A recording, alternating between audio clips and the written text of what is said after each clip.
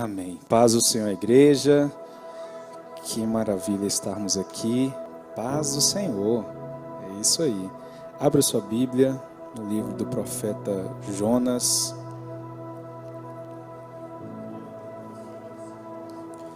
Livro do profeta Jonas, capítulo de número 3 e o versículo de número 4.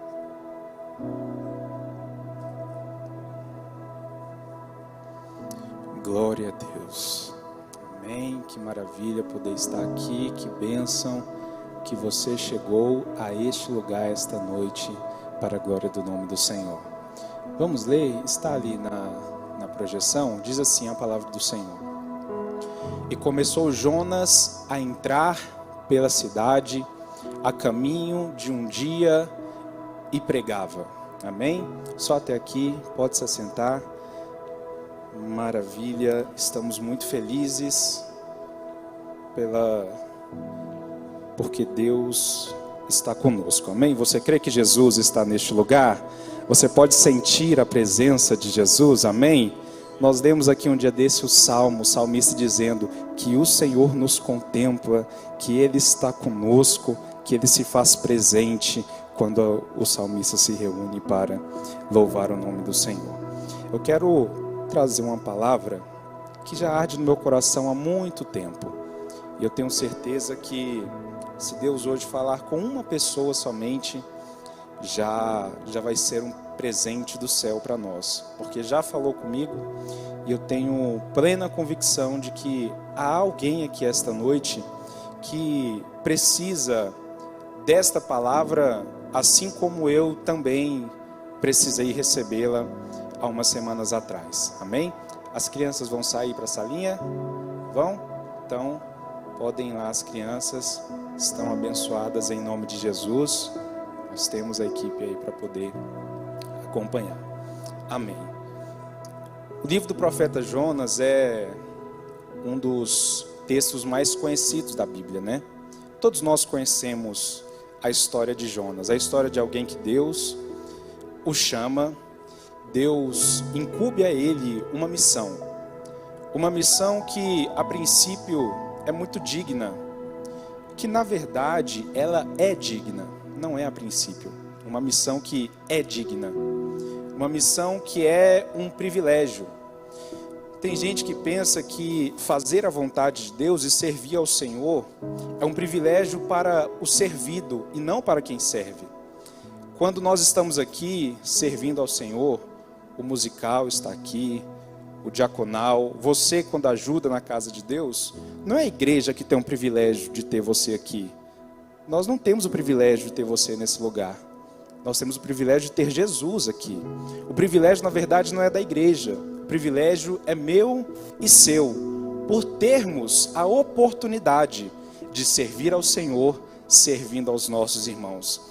Então, Jonas é incumbido de uma missão que é um privilégio. É um privilégio sermos chamados por Deus para cumprir o propósito dele nas nossas vidas. E nós sabemos que quando Jonas é chamado para essa missão, ele meio que fica chateado, porque Deus o convoca para pregar a palavra.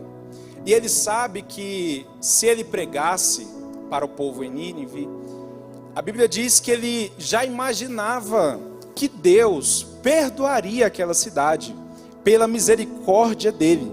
Então Jonas foge. Repare que Jonas não foge porque ele não quer fazer a vontade de Deus. Ele foge porque ele sabe que Deus é misericordioso para abençoar e perdoar a cidade de Nínive. Então às vezes nós somos como Jonas. Às vezes a gente quer fugir porque nós não queremos abençoar alguém, ou não queremos aceitar que Deus abençoe alguém que não seja nós, que não seja eu, que não seja a minha própria casa. Então Jonas foge, e aí ele passa por todo aquele processo que nós conhecemos, fica preso dentro de um peixe, depois é levado de fora. É assim mesmo, irmão. Dentro do peixe não tinha esse barulho assim, né? Mas tinha uns barulhos muito pior. Aqui é para a gente imaginar um pouco como era a tensão que Jonas estava sentindo lá, né? Imagina se com um barulhinho desse a gente assusta. Imagina Jonas no meio de um peixe, no fundo do oceano, não sei onde que estava, não sei como, coberto por algas. Então era aterrorizante, né? Mas nós vamos aprender algumas coisas que Deus ministrou ao meu coração, e a primeira delas é: Deus manda Jonas se levantar. Muito se engana quem pensa que está aqui neste lugar hoje, nesta igreja, nesta congregação, seja você que congrega aqui conosco, com o pastor Isvan, seja você que está aqui nos visitando esta noite, muito se engana que Deus olhou para você e disse: vai ficar parado a vida inteira. Deus não olha para ninguém e fala assim: fica aí você sentado a vida toda. Não, vai cultuar a vida toda, não vai fazer nada. Não. Deus, ele chama Jonas e antes de falar alguma coisa, Deus diz: Jonas, se levante e caminhe para a cidade de Nínive. Deus sempre dá uma ordem, que junto dessa ordem há uma ação para que a pessoa tenha a fé de caminhar pela palavra que ele emitiu.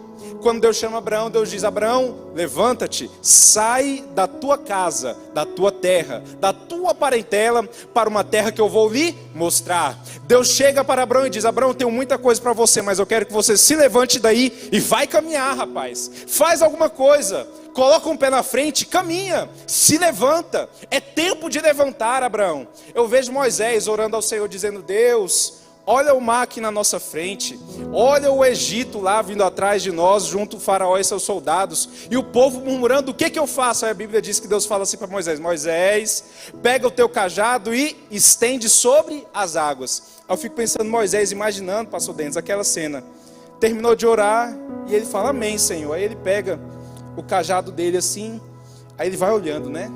Bom, eu quero que você imagine comigo essa cena, porque eu sempre fico imaginando as histórias da Bíblia, né? E aí ele fica olhando assim: meu Deus, esse cajado aqui, é para eu ir fazer isso mesmo? Não, mas se Jesus falou, eu vou lá, se Deus mandou. Aí ele vai, estende o cajado sobre as águas. A Bíblia diz que quando o cajado toca sobre o mar se abre. Então Deus manda sempre alguém se levantar. Então a primeira palavra de Deus para Jonas é: Jonas, se levante. Levante-se e caminhe. Não fique acostumado em permanecer parado, sentado. Tranquilo, não, Jonas. É tempo de levantar e é tempo de caminhar. Eu quero que possa projetar para nós aí o versículo de número 3 e o capítulo de número 1 e o versículo de número 3 do capítulo número 1. Porque depois que Deus manda Jonas se levantar, Jonas, ao invés de cumprir a voz de Deus, Jonas foge. E aí no final do versículo vai falar assim: fugiu depois de Tarsis, fugiu de Tarsis, pagou, pois, a sua passagem. Diga comigo: pagou a sua passagem. Vamos para o próximo versículo, versículo 4. Pode passar para nós, versículo 4. Diga comigo: mas o Senhor mandou. Diga comigo: Jonas paga, Deus manda. Vendo esse texto eu fiquei refletindo, pode tirar aí da projeção, obrigado. Eu fiquei refletindo sobre essas duas palavras. Porque enquanto Jonas paga, o versículo seguinte diz que Deus manda uma tempestade. E nós cantamos aqui que Deus está na tempestade. Deus estava naquela tempestade. Por que Jonas paga, irmão Lucas, e por que Deus manda? Estamos querendo pagar as coisas, agir com as nossas mãos, com as nossas capacidades, em nosso próprio favor, do nosso próprio interesse. Mas chega uma hora que Deus vai mandar, e nós vamos ver que foi Ele que mandou, porque Ele é todo poderoso.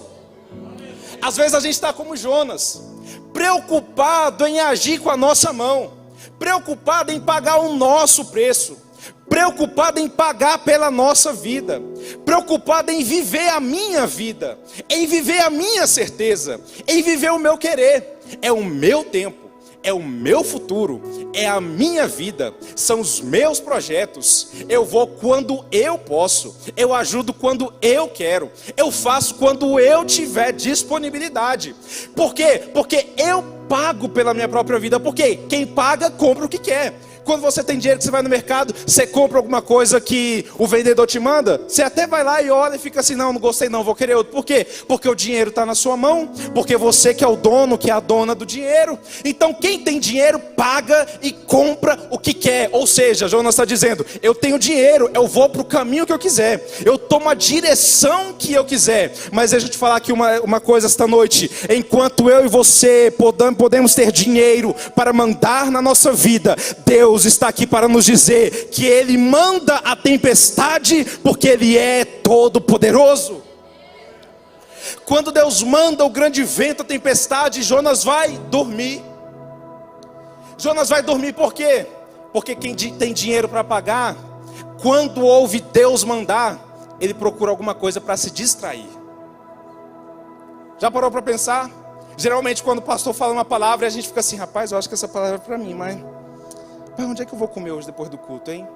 Qual que é o lanche hoje? Meu Deus, amanhã eu estou com tanto problema no trabalho, o Senhor me ajuda. E aí está aqui a palavra falando, está aqui a palavra falando. Talvez a palavra está falando com você agora. E aí, ao invés de ouvir a palavra, você está querendo ir lá para o fundo do barco, dormir. Deixa eu perguntar, irmão. Sejamos sinceros. Tem como dormir, irmã Tailane, no fundo de um barco, no meio de uma tempestade? Não é um iate não, irmão. Se fosse um iate, ele ia dormir tranquilo, no ar-condicionado. Mas até o iate balança. Imagina aquele barquinho velho que ele estava. Dava para dormir, sim ou não? Não, vou perguntar para a igreja, responda para mim. Dava para dormir, sim ou não? Não dava para dormir. Jonas não foi dormir. Jonas foi para o fundo do barco porque ele pensou, rapaz, essa tempestade aí é Jesus mandando. É Deus mandando e querendo vir falar comigo. Eu vou lá para o fundo do barco para ver se passa um pouco tempo. Vou procurar uma distração. E aí, deixa eu te falar uma coisa. Se tem uma coisa que o diabo sabe nos dar, é distração. Ah, irmão, tem vezes que a distração é a nossa família. Ah, pastor, não posso, porque lá em casa, e assim, e não tem como, e eu não estou sem tempo. Tem vezes que a distração é o emprego. Tem vezes que a distração é o dinheiro. Meu Deus, pastor, eu estou trabalhando demais, não dou conta. Esse dia eu estou até livre, mas quer saber? Eu tenho que descansar. Ah, não, mas domingo de manhã na EBD, não. Domingo é meu dia do cochilo, mais tarde. Domingo é o dia de eu ficar quieto, pagar pela minha vida, caminhar para a minha direção. Olha só eu e você sendo Jonas. Ah, Deus está vindo na tempestade. Não, mas eu já paguei a passagem da minha vida. Eu estou indo para o rumo que eu decidi ir. Irmão, deixa eu falar uma coisa. Enquanto eu e você possamos decidir sobre as coisas da nossa vida, deixa eu te falar. Há um Deus que está no céu, que manda sobre todos nós. Então Jonas sabe que quem é a tempestade é Deus. Jonas sabe que Deus está na tempestade que foi aqui cantada. Então ele fala, rapaz, eu não vou ouvir isso não. Eu vou me distrair. Como é que o barco, como é que dorme no meio de uma tempestade? É porque quando Deus nos chama, Ele manda e envia sinais e palavras, mas nós vamos para o fundo do barco esperar o tempo passar. Você já ouviu alguém dizer que tem um chamado?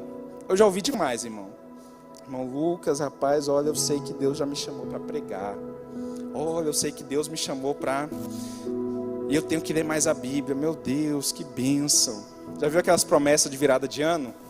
Ah, mas esse ano eu tenho que ler a Bíblia toda, não posso. Não, esse ano, meu Deus, tivemos o Valdiabó com tema oração. É agora que eu vou orar. Não, mas agora, o pastor não fez jejum específico com o Valdiabó, que eu vou jejuar esse ano todinho agora. Só que, irmão, como é que fica depois que fala? Por que Jonas vai para o fundo do barco? Porque ele sabe quem é Deus. Irmão, geralmente quem procura distração para não cumprir o propósito de Deus é porque sabe o que Deus tem na vida. Às vezes a gente foge, não é com medo, é porque a gente sabe o que Deus tem na nossa vida. E aí a gente fica enganando a si mesmo. Eu fico me enganando a mim mesmo. Por quê? Porque eu sei o que Deus tem na minha vida. E por saber o que Deus tem na minha vida, eu sei o preço que eu tenho que pagar. E aí por não querer pagar o preço para poder desfrutar daquilo que Deus me deu, eu vou fazer o quê? Procurar distrações. Aí depois eu vou ficar pensando, não consegui fazer até hoje, porque olha como foi o ano. Meu Deus, olha essa pandemia. Como é que ia dar conta? Não tinha tempo, não tinha nada. Esses dias eu estava conversando com um pastor lá no Ibadetins. E aí ele falou para mim assim: Lucas, eu comecei a pastorear com 29 anos. Com 29 anos. E aí eu falei assim: rapaz, eu tenho 28. O Tiago fez 30 agora. E eu já acho o Tiago tão novo. Mas Deus já está usando. E aí eu já ia falar para ele assim: pastor, o senhor começou novo demais, que bênção. Queria eu ter discernimento e para poder, nessa idade, fazer alguma coisa. E aí ele virou para mim e falou assim: mas você quer saber? Eu acho que eu comecei tão tarde. E aí eu não falei mais nada, né, irmão? Porque se eu falasse, um incrédulo aqui, como é que ia ficar na frente do pastor, né? E aí ele falou: eu comecei tão tarde. Eu já sabia que ia pastorear. Eu já sabia o que Deus tinha para minha vida. Mas fiquei enrolando lá. Aí liderei jovem um tempo. Aí depois fui pro diaconal, aí voltei. Aí demorei um pouco para casar e tal. E comecei com 29 anos, eu acho que comecei tarde. Irmãos, às vezes a gente tá aqui, tá animado demais. Mas a gente tá aí querendo ir pro fundo do barco. Fugir daquilo que Deus tem para nossa vida. Por quê? Porque a gente sabe que Deus está nessa tempestade. E você que está ouvindo essa palavra essa noite, você sabe que essa tempestade que está falando aqui, por meio da palavra, é para a minha vida, é para a sua vida. É Deus falando para você: sai do fundo desse barco. Quem está nessa tempestade aqui sou eu. Eu já te falei o que é para fazer. Você já sabe o caminho que é para trilhar. Sai do fundo desse barco. Vai ficar preso até quando? Vai ficar parado debaixo do barco procurando desculpas e justificativas até quando? Até quando a gente vai ficar enchendo a nossa vida de distrações para poder depois chegar lá na frente e falar: meu Deus, demorei demais para começar. Esse dia eu estava falando com o irmão aqui também. Eu falei: irmão, desde muito jovem a gente vem trabalhando na igreja e tal. Mas posso falar uma coisa para você? Eu me arrependo de não ter feito mais do que eu fiz. Eu penso que eu deveria, pastor Gisele, ter feito o dobro. Eu penso que os dias que eu saía da igreja 10 horas da noite, lavando a igreja e mexendo e não sei o que e tal, eu acho que eu tinha que ter ficado até mais tarde. Eu acho que eu tinha que ter juntado e ficado mais próximo dos meus pastores. Eu acho que eu tinha que ter auxiliado mais. Eu acho que eu tinha que ter feito mais. E o tempo passou, por quê? Porque fiquei me distraindo. Eu ficava um pouquinho na popa do barco, irmão Alexandro, ouvindo e recebendo a tempestade. Mas de repente eu já queria ir lá para a popa do barco. Não, agora é minha vida. Agora é o meu tempo. Agora eu tenho que me preparar. Agora eu tenho que investir em mim. Agora é o meu projeto, a minha vida. Deixa eu te falar, dá para se preparar, dá para investir em você, dá para planejar o seu futuro, mas não dá, é para ficar debaixo do barco. Deus nos chama essa noite para sair de baixo, para sair da distração e vir aqui para cima, para sentir a água da tempestade dele bater no nosso rosto. Aleluias! Deus me trouxe aqui hoje para falar sobre oportunidade. Já ouviu falar que cavalo selado não passa duas vezes? É esse o ditado, é? Eu não sou bom de ditado, não. Eu aprendo um pouco com meu sogro. Estou certo, pastor Denis? É isso mesmo? Cavalo selado não passa duas vezes. Deixa eu te falar uma coisa. O cavalo selado do mundo espiritual, que é o chamado de Deus para nós, ele passa muitas vezes. Mas deixa eu te falar, quando você montar nele, você vai se arrepender de não ter entrado na primeira vez que ele passou na sua vida. Sabia? Você vai se arrepender: meu Deus, se eu soubesse que era tão bom, eu tinha me despertado mais cedo. Eu tinha começado mais cedo. Eu tinha parado de arrumar desculpa mais cedo. Eu tinha começado a me desdobrar mais cedo. Eu tinha começado a dizer sim mais cedo. Eu tinha começado a concordar mais cedo. Eu tinha começado a ajudar mais cedo. Eu tinha começado a estudar mais cedo. Eu tinha começado a me preparar na palavra mais cedo. Eu tinha começado a me preparar no culto doméstico mais cedo. Eu tinha começado a me preparar na oração mais cedo. Eu tinha começado a me preparar no louvor mais cedo, na voz mais cedo, no diaconal mais cedo, no meu ministério mais cedo. Meu Deus, quantos cavalos eu perdi!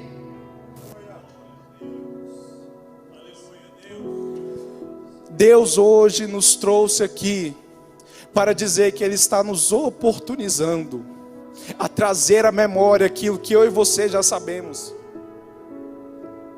Tem gente que fica esperando um novo de Deus todo dia. Deixa eu falar uma coisa para você: Deus não tem novo nem sempre não, irmão.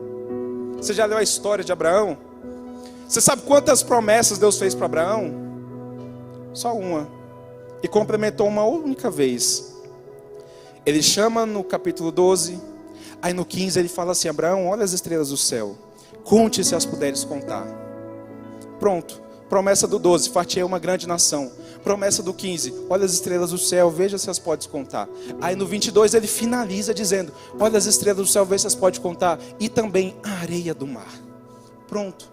Aí Deus fala com Abraão no 14, Deus fala com Abraão no 16, Deus fala com Abraão no 19, Deus fala com Abraão no 21 e fala com Abraão no 22 para quê? Só para dizer o que já tinha dito. Às vezes a gente fica perdido, esperando algo novo de Deus. E o que Deus quer falar para a gente é: eu não já te disse? Não já sabe o que é para fazer?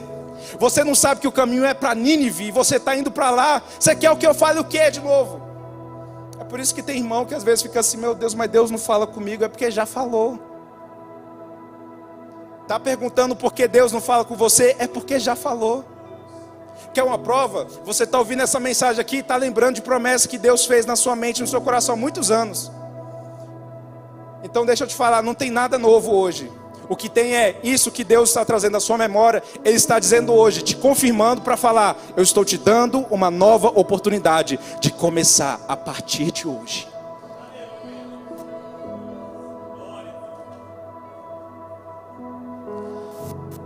Então Jonas vai para o fundo do barco para se distrair, para esperar a tempestade passar.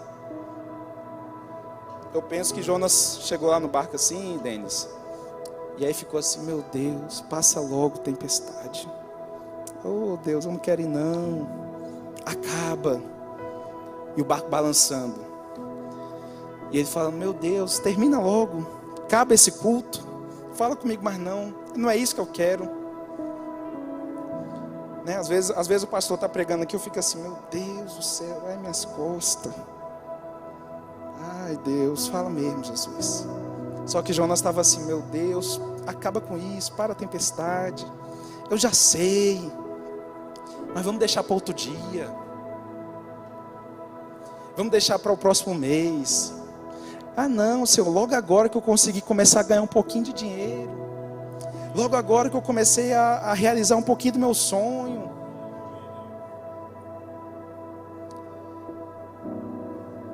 Não fique se distraindo, não. Se você está aqui esta noite é porque Deus quer que você e eu acabemos com essas distrações. Eu fico pensando na Arca de Noé, sabe? Porque tem gente que se distrai com a igreja. Eu fico pensando na Arca de Noé. Você já fez essa reflexão? Imagina só, irmão, a Arca de Noé. O quanto que fedia lá dentro. Eu penso que sim. Não ficou uns dias fechado? Os animais tudo lá dentro? Se ficasse em jejum, não sei se dá para ficar vivo até terminar o dilúvio, né? Mas não era lá o lugar da salvação? Não era lá dentro que Deus fechou a porta pelo lado de fora? Não é naquele lugar lá cheio de bicho? Tem bicho bonito, irmão? Tem, mas não tem uns feios. Tem uns feios. Tem uns que você olha assim, você não quer nem ir. Mas é ali no meio que há a salvação. Ontem no culto lá dos varões, o Alexandre falou sobre o bom samaritano e nós conversando. E aí nós lembramos de quando... Você lembra que o bom samaritano, o rapaz caído lá, vem primeiro o sacerdote, não é? Passa de lado e vai embora. Aí depois vem o levita, não é? Aí o levita olha assim de longe. Eu acho que o levita pensou assim: se o sacerdote não foi, quem sou eu? Se o sacerdote é maior que eu vou acompanhar. Tentei livrar um pouquinho o levita. Aí vem um bom samaritano e ajuda. Aí, irmão, deixa eu te falar, não sei se você já pensou nisso. Naquele tempo, as viagens com mais de um dia de caminhada, entre uma cidade e outra, tinha como se fosse um pequeno hotel, que antigamente se chamava hospedaria. Até hoje, a hospedaria do Bom Samaritano está lá. Se você for procurar na internet, você vai achar as ruínas. Então, quando o Bom Samaritano leva aquele rapaz e deixa lá e fala: olha, eu vou deixar aqui o dinheiro para pagar, e se ele tiver mais alguma conta aí, eu vou voltar e pagar também. Sabe quem é que estava lá naquele mesmo lugar? O sacerdote e o levita. Aí você pensa no lugar do rapaz: ele vai embora ou ele fica lá, que é o lugar seguro? Ele fica lá. Mas com o sacerdote de um lado e o levita do outro? Sim. Porque é lá que é o lugar da salvação. Às vezes a gente se distrai com as coisas daqui, com as coisas de lá. Não se distraia mais não. Continua aí agora no versículo de número 9 do capítulo 1, por favor. Versículo de número 9. E ele disse-lhes: eu sou hebreu. A igreja leia para mim depois de hebreu: eu sou hebreu e... Amém. Como é que alguém que está fugindo diz que teme ao Senhor? Como é que alguém em plena desobediência diz que teme ao Senhor? Sabe por quê? Porque ele está fugindo, mas ele sabe quem é Deus. E ele sabe quem foi o Deus que mandou. Porque a gente sabe, não sabe? A gente foge, mas a gente sabe que foi Deus que mandou. Jonas está fugindo, está se esquivando, mas ele ainda teme ao Senhor. Ele ainda acredita na palavra. E ele sabe o que é para fazer. Ele não se esqueceu. Ele só estava tentando se esquivar. Meu irmão, se até hoje você estava tentando se esquivar, Deus veio aqui para poder arrumar o teu caminho, arrumar o meu caminho e falar: não vira para nenhum lado mais, vamos andar reto, vamos combater o bom combate, vamos acabar a carreira, vamos guardar a fé e vamos alcançar a salvação em Cristo Jesus. Eu fico imaginando aqueles rapazes assim: rapaz, tu tá aqui desobedecendo o seu Deus, fugindo do seu Deus, não querendo fazer o que o seu Deus mandou e está dizendo que teme. Aí Jonas diz: eu temo. Por que, Jonas? Pai, eu acho que Deus não se esqueceu de mim, porque eu senti Ele na tempestade. A segunda palavra que eu quero falar para nós nessa noite é: depois de sairmos das distrações e sairmos do fundo do barco, a segunda palavra é: Deus não se esqueceu de você não. Por mais que eu e você estejamos tentando fugir de vez em quando, sair um pouquinho, enquanto houver a memória do sacrifício de Cristo, do amor de Cristo e da palavra de Deus em nossa vida, deixa eu te falar, a tempestade de Deus ainda vai chegar na nossa vida. É Jonas dizendo: rapaz, eu estou todo errado, mas eu ainda temo o meu Deus. Eu estou todo errante, mas eu ainda temo o meu Deus. Ainda há uma esperança, uma fagulha, uma expectativa, um sonho aqui dentro. E aí ele se confessa e se entrega. E aí eu anotei aqui: quantas vezes já fomos tocados para fazer algo a mais, ajudar alguém, servir mais, auxiliar na igreja, fazer culto doméstico, a palavra, orar, jejuar e por aí vai. Nós não nos esquecemos, só não queremos acreditar que chegou a hora de fazer a verdade. Guarde essa palavra com você. Nós não nos esquecemos, a gente só não quer acreditar que chegou a hora de começar a fazer. Deixa eu te falar uma coisa: chegou a hora de Deus na sua vida. Se você ainda acredita, se você ainda não se esqueceu, a hora chegou. Você pode até não querer acreditar, mas tenha certeza que a hora de Deus chegou mais uma vez para mim e para você a partir de hoje. Depois disso, o versículo de número 13 é lindo, porque a Bíblia vai falar que Jonas diz assim: olha, vocês vão ter que me matar agora. E aí o pessoal do barco diz assim: não, mas vamos tentar fazer outra coisa primeiro, porque o seu Deus, eu não quero que a sua vida fique sobre as nossas mãos. Olha só o contraste. Jonas não quer exercer misericórdia com Nínive, mas há alguém no meio do caminho dele exercendo misericórdia para com ele. A gente tem que entender, irmão, tem muita coisa que Deus nos dá que a gente realmente não merece. Se tem uma coisa que Jonas, pela minha lente humana, não merecia naquele momento, era que aquele pessoal do barco tentasse salvar ele de alguma forma. Se fosse eu, rapaz, moço, se joga aí, vai nadando. Se você pular e a tempestade parar, vai, pode ir. O versículo 13 diz assim: entretanto os homens remavam, esforçando-se para alcançar a terra, mas não podiam, porquanto o mar se ia embravecendo cada vez mais contra eles. Eles até tentaram. Mas deixa eu te falar uma coisa.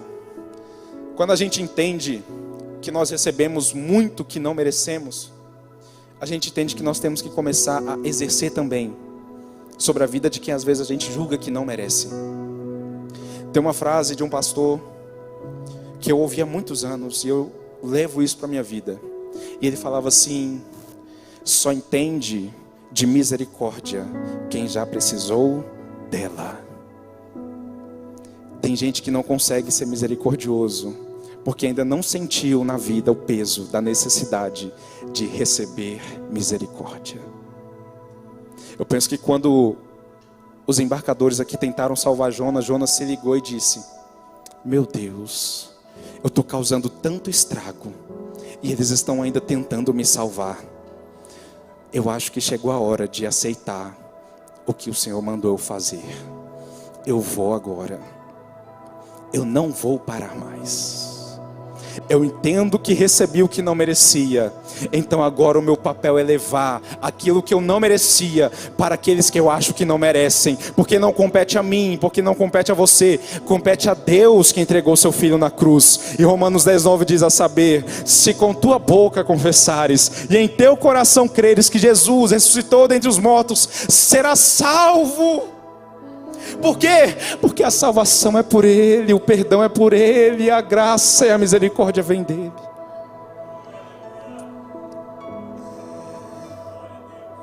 Capítulo 2, versículo 7, ele vai dizer assim: quando desfalecia em mim a minha alma, eu me lembrei do Senhor. Eu já me caminho para o fim, para dizer: não espere tudo acabar para se lembrar do Senhor. A gente está indo na vida muito tranquilo, muito leve, tentando se distrair lá no fundo do barco, pensando que a tempestade vai passar. Aí Jonas diz assim: quando desfalecia em mim a minha alma, aí eu me lembrei do Senhor. É Jonas dizendo: quando a minha alma se acabou, aí eu fui lembrar de Deus. Uma palavra de amor: não espere tudo acabar para se lembrar de cumprir o que Deus tem na sua vida e para se lembrar do Senhor. É por isso que Deus nos trouxe aqui hoje, para dar essa oportunidade. Eu me sinto oportunizado por Deus aqui. Eu sinto Deus renovando a minha vida e me oportunizando mais uma vez a fazer o que eu já devia fazer e a melhorar aquilo que eu venho fazendo que não faço como deve ser feito. É uma oportunidade. Eu quero finalizar com o capítulo 3 e o versículo 4, que foi o versículo que lemos. O dia é hoje, é hora de entrar e de cumprir e de viver o propósito de Deus.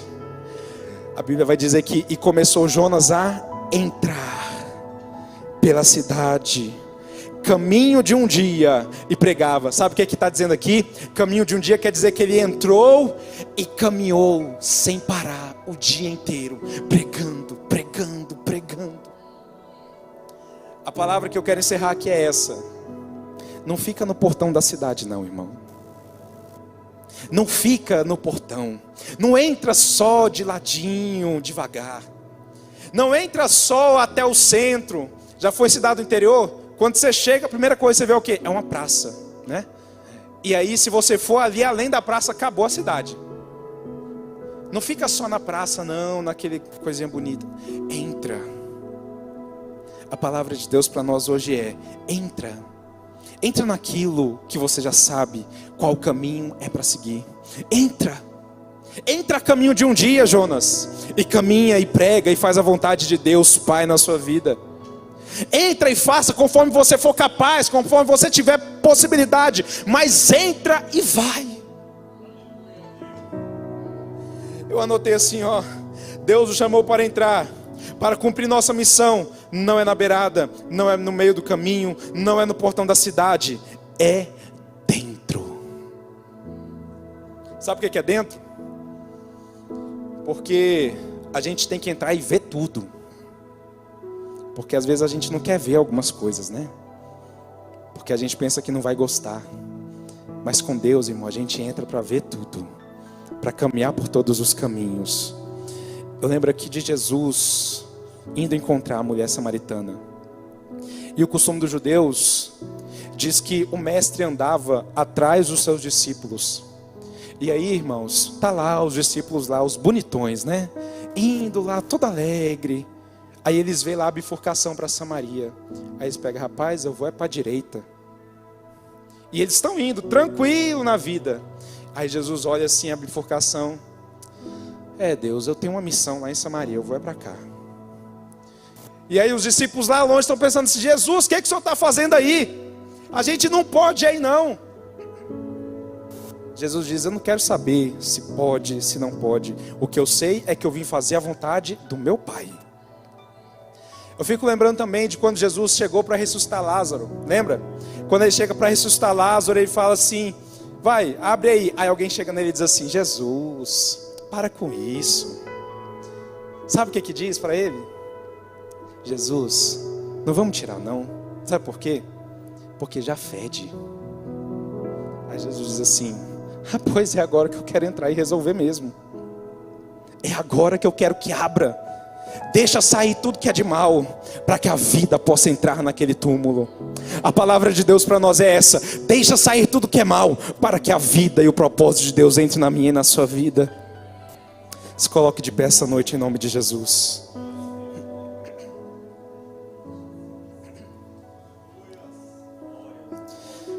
Deus está nos oportunizando. Deus está nos oportunizando. E a palavra que eu deixei aqui é: nós não nos esquecemos, só não queremos acreditar que chegou a hora. E a palavra de Deus eu estou te oportunizando, é porque chegou a hora. Chegou a hora na sua vida. Chegou a hora na minha vida. É agora. Não tem mais tempo. Nós estudamos o Apocalipse aqui. Tudo que foi falado aqui na EBD já está cumprindo, já está acontecendo, está tudo pronto. Falta pouco tempo. E nós temos pouco tempo. Hoje nós temos menos tempo que ontem. Amanhã teremos menos tempo que hoje. E se Deus quiser e for da vontade dele, nem amanhã teremos mais tempo. Então a oportunidade é hoje. É hora de começar hoje.